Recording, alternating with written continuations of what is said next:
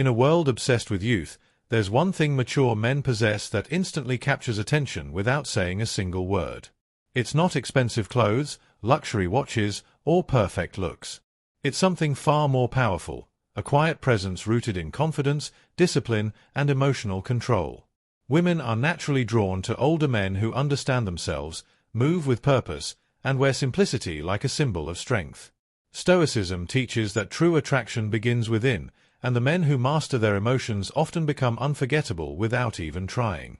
This video explores the hidden qualities that make older men deeply attractive in today's world, revealing timeless Stoic principles about confidence, style, masculinity, emotional intelligence, and silent power.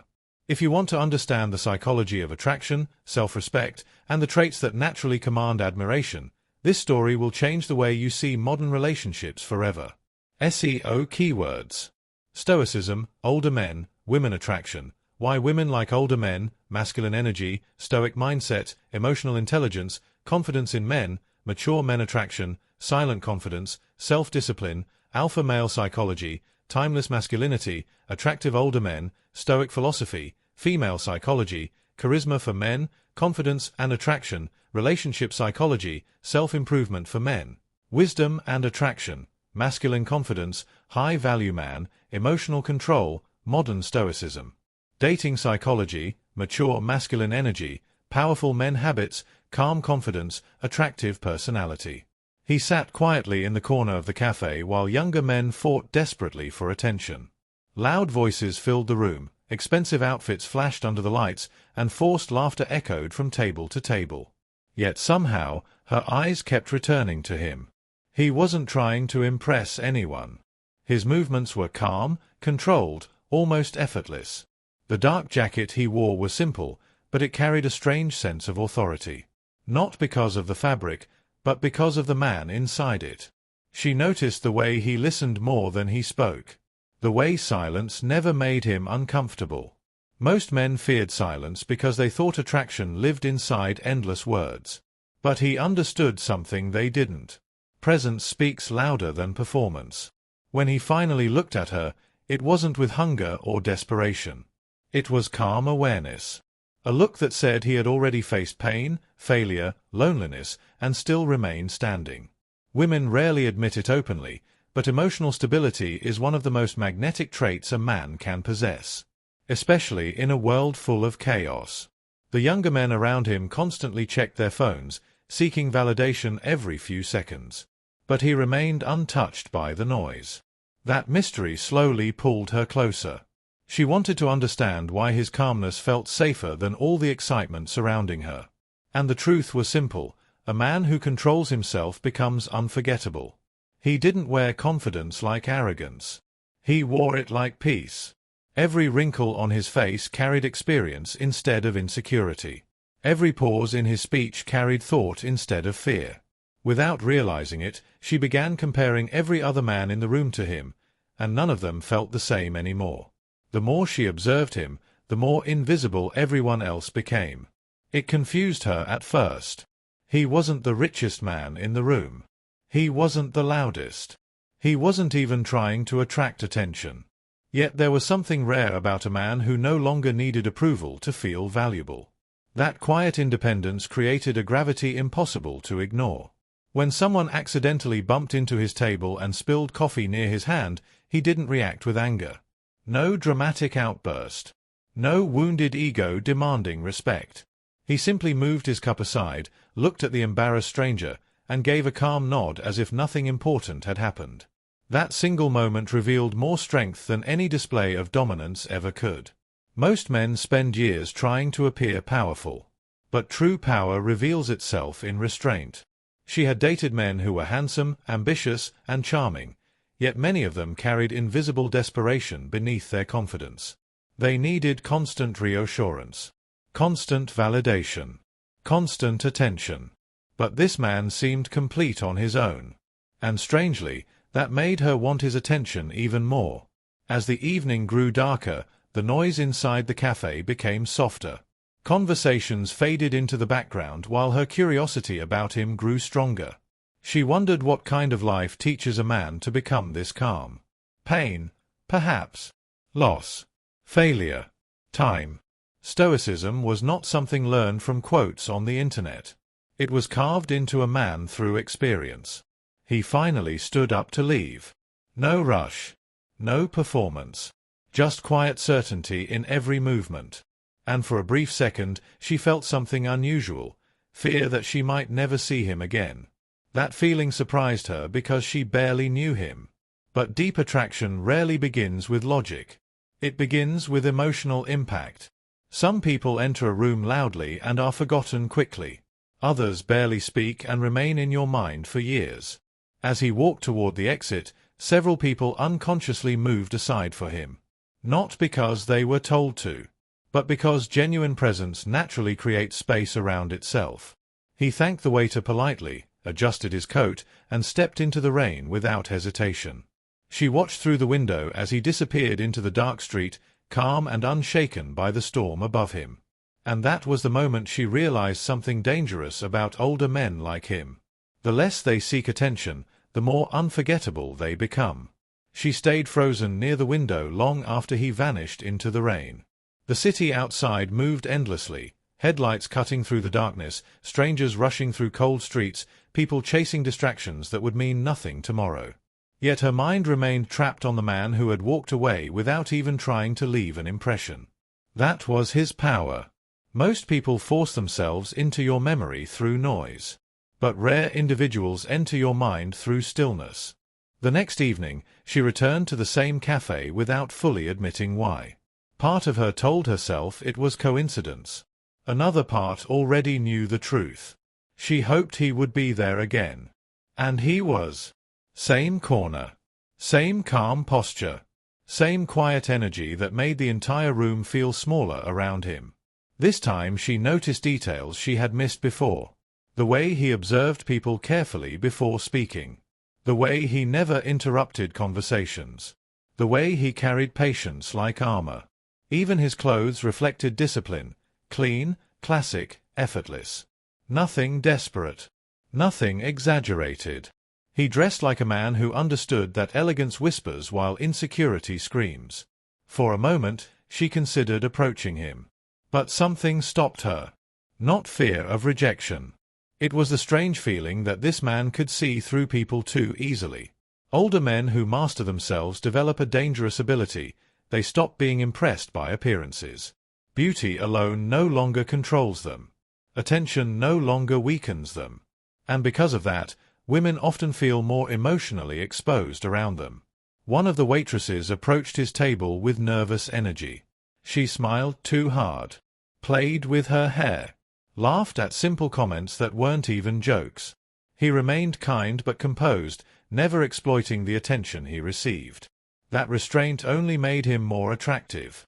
Because women notice when a man is controlled by desire, and they notice even faster when he is not. Hours passed. At one point, he opened a small notebook and began writing quietly. No phone scrolling. No need for constant stimulation. Just thoughts, discipline, reflection. In a generation addicted to distraction, focus itself had become seductive. She finally gathered enough courage to walk toward him. Her heartbeat betrayed her calm expression as she stopped beside the table. "Do you always sit alone?" she asked softly. He closed the notebook slowly and looked at her with the same composed eyes. "Not always," he replied. "Only when silence has more value than conversation." The answer caught her off guard. Not because it sounded impressive, but because it sounded true. There was no performance in his voice. No attempt to flirt. And somehow that honesty created more tension between them than any rehearsed charm ever could. She sat down across from him without asking. For the first time in years, she felt like she was speaking to a man who didn't need anything from her. And that realization terrified her, because deep down, she knew those were the hardest men to forget. For a few seconds, neither of them spoke. Most people panic in silence. They rush to fill empty space with meaningless words because silence exposes insecurity. But with him, the quiet felt strangely comfortable, almost magnetic. It forced her to slow down, to become aware of herself in a way she hadn't felt in years. He studied her calmly, not with judgment, but with awareness. "You seem curious," he said.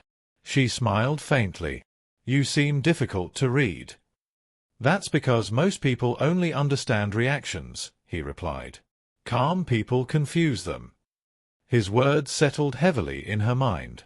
Every man she had known before had tried to sell an image: success, status, humor, confidence. But this man wasn't advertising himself at all. He spoke like someone who had already made peace with who he was. There was no hidden need beneath his behavior. No silent begging for validation. And that absence of need was intoxicating. Outside, rain continued tapping softly against the windows while the cafe lights reflected in the dark streets. The world felt slower around him, as if his presence rejected chaos itself. "What do you do?" she finally asked. A small smile touched his face. "I learned a long time ago," he said, "that people ask that question because they want to measure your value quickly." She felt embarrassed immediately, but he continued before she could explain herself. "It's normal. Society teaches us to judge men by titles, money, and status. But those things disappear faster than people think." There was no bitterness in his voice. Only experience. She noticed the faint lines near his eyes, the calmness in his posture, the controlled rhythm of his breathing. This was not a man untouched by hardship. This was a man shaped by it. "You speak like someone who's lost a lot," she whispered. For the first time that evening, he looked away. And in that brief silence, she understood she had touched something real. "Everyone loses eventually," he said quietly. "The question is whether suffering makes you weaker, or finally teaches you who you are." The air between them changed after that. No games. No shallow attraction. Something deeper had begun to emerge, the rare connection created when two people stop performing and start revealing fragments of truth. She found herself forgetting about her phone entirely. Hours passed unnoticed. The outside world disappeared while his words pulled her deeper into a mindset she had never encountered before. He spoke about discipline, about controlling emotions instead of being controlled by them, about how modern people chase attention because they fear being alone with themselves. And the more he spoke, the more she realized something unsettling. His attractiveness had almost nothing to do with age. It came from self-mastery. Most men grow older without growing wiser. But a man who learns emotional control, patience, purpose, and restraint becomes rare. And rare things naturally become valuable. At one point, she caught herself staring at him while he spoke. Not because of his appearance. Because of his certainty. A certainty built quietly over years of pain, mistakes, and reflection. And somewhere deep inside, she realized she was no longer attracted merely to the man sitting in front of her. She was becoming attracted to the peace he carried within himself. And that realization changed everything. Because peace like that is not something you observe from a distance without being affected. It begins to reflect back at you, forcing you to question your own chaos, your own choices, your own emotional dependence on people and validation.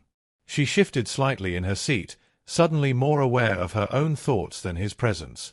For the first time that night, she wasn't trying to impress him, decode him, or understand him. She was silently measuring herself against the calm she had just experienced. He noticed the change instantly. "You got quieter," he said. "I think I'm thinking too much," she admitted. "That's usually what happens when someone meets silence they're not used to," he replied. There was no superiority in his tone. Only observation.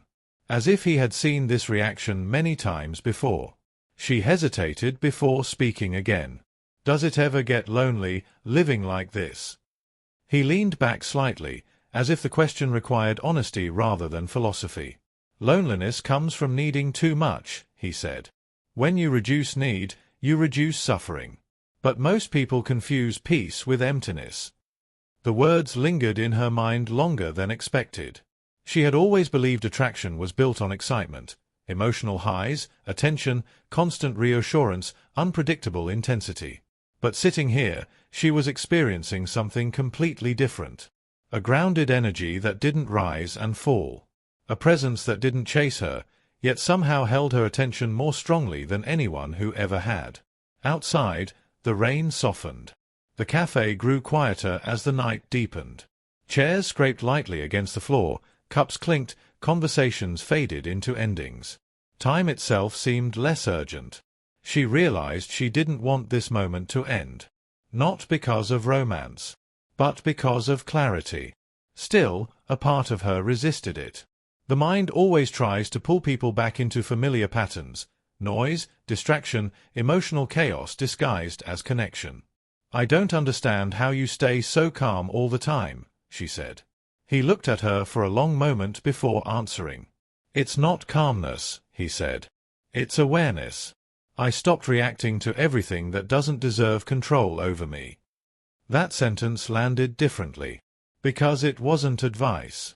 It was a boundary he lived by. And boundaries like that are rare, especially in a world where most people trade their emotional stability for attention, approval, and temporary connection. She looked down at her hands, slowly processing something she hadn't fully accepted yet. Maybe attraction was never about who could excite you the most. Maybe it was about who could make your mind quiet without trying.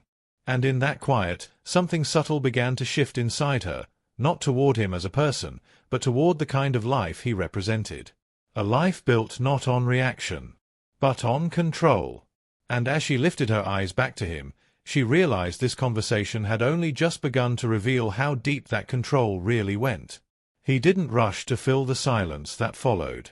Instead, he let it exist completely, as if testing whether she could sit inside it without discomfort. Most people fail that test without even realizing it. She surprised herself by not breaking it. Outside, the rain had slowed into a soft drizzle. The cafe lights felt warmer now, almost intimate in a way she hadn't noticed before. Everything around them continued as normal, yet their conversation had quietly separated itself from the rest of the world. "You think too much," he said finally, not as criticism, but as recognition. She gave a small, uncertain smile. "Is that a bad thing?" "Not bad," he replied. "Just expensive. Most overthinking comes from trying to control outcomes that don't belong to you." That sentence stayed with her longer than she expected. Control. That was the real difference she was beginning to see. Not money. Not age. Not even experience alone. It was how little power external things had over him. He wasn't emotionally pulled by circumstances. He didn't chase certainty in people or situations. He created stability from within instead of borrowing it from the outside world. She leaned slightly forward. "How did you learn that?" For the first time, his expression changed subtly, not into sadness, but into something more grounded, like memory without attachment. "By losing things I thought I needed," he said. "And realizing I survived every version of loss I feared." There was no dramatic pause, no attempt to make it sound meaningful. It was simple, direct, final, and that simplicity carried weight. She imagined the life behind those words, moments of disappointment, endings that didn't ask permission, situations where emotion could have taken control, but didn't. Slowly, the idea of him stopped being just a person in front of her. He became a reflection of discipline shaped over time. The kind of discipline that most people only talk about, but rarely live. She broke eye contact for a moment, feeling something unfamiliar rising inside her. Not confusion exactly, more like realization. The uncomfortable kind that changes how you look at everything you thought you understood. When she looked back up, she spoke more softly. "So you don't chase anything anymore?" He considered that for a moment. "I don't chase what runs from me," he said. "And I don't hold what wants to leave." It wasn't arrogance. It was detachment. And detachment, she was slowly learning, is not emptiness, it is selection. The ability to choose peace over pressure, clarity over chaos, self-respect over temporary connection. Her phone vibrated on the table, breaking the moment. She glanced at it but didn't pick it up immediately. A message. Then another. Names from a world that suddenly felt louder than before, yet less meaningful. He noticed but didn't comment. That silence again, not awkward, but revealing. She turned the phone face down. When she looked back at him, something in her expression had changed. "I think I understand now," she said quietly. He didn't ask what she meant. He didn't need to. Because people like him don't seek validation of understanding. They simply observe whether others arrive at it themselves. And in that moment, she realized the most dangerous part about men like him wasn't their confidence. It was the way they made you question everything you thought you wanted. She sat back slowly, as if the weight of her own thoughts had suddenly become noticeable. The cafe no longer felt like a normal place. It felt like a threshold between two versions of herself, the one who chased attention without thinking, and the one now quietly questioning why she ever needed it so much in the first place. He noticed the shift in her posture, but still didn't try to guide it. That was another thing she was beginning to understand about him. He didn't lead people into conclusions. He simply exposed them to clarity and allowed them to decide what to do with it. "You're not saying much now," he said. "I think I'm trying to understand what's happening in my head," she admitted. He nodded once, as if that answer made complete sense. "Most people confuse attraction with stimulation," he said. "But what you're feeling is awareness. It becomes uncomfortable at first because it removes distraction." She looked at him more carefully now, not as a mysterious figure anymore, but as someone whose inner structure was starting to reveal itself. There was no performance in him. No urgency. No need to be seen as anything. Just stillness. And stillness, she realized, was not passive. It was controlled. "I used to think confidence was about speaking well," she said slowly. "Or knowing how to handle people." He gave a slight shake of his head. "Confidence is what remains when you no longer need to prove anything," he replied. That sentence settled deeper than the rest. Because proof-seeking was something she had never questioned before. In conversations, in relationships, even in silence, there had always been a hidden need to be understood, liked, or chosen. And now, sitting across from him, she could see how visible that need really was in other people. And in herself. The realization didn't feel dramatic. It felt quiet. Almost unsettling in its simplicity. She looked away for a moment, toward the window where the rain had almost disappeared completely. The streets outside looked clearer now, like the world had been washed down to something more honest. "When you meet someone like this," he said gently, "you don't really meet them. You meet what you've been avoiding in yourself." She turned back toward him slowly. "And what am I avoiding?" she asked, more honestly than before. He didn't answer immediately. Not because he was unsure, but because some truths lose their impact if rushed. "Stillness," he said finally. "And the responsibility that comes with it." She repeated the word silently in her mind. Responsibility. For a long time she had thought responsibility meant career, family, expectations. But now it was starting to feel different. He wasn't talking about external duties. He was talking about internal discipline, the ability to sit with your own thoughts without escaping into distraction, validation, or emotional chaos. A deeper kind of maturity. The kind that doesn't announce itself. A waiter passed by their table, briefly interrupting the stillness, but neither of them shifted back into ordinary conversation. The moment between them had changed shape. It was no longer about curiosity alone. It had become something more reflective, almost internal. She finally spoke again, her voice softer than before. "Do you ever miss the version of yourself before all of this?"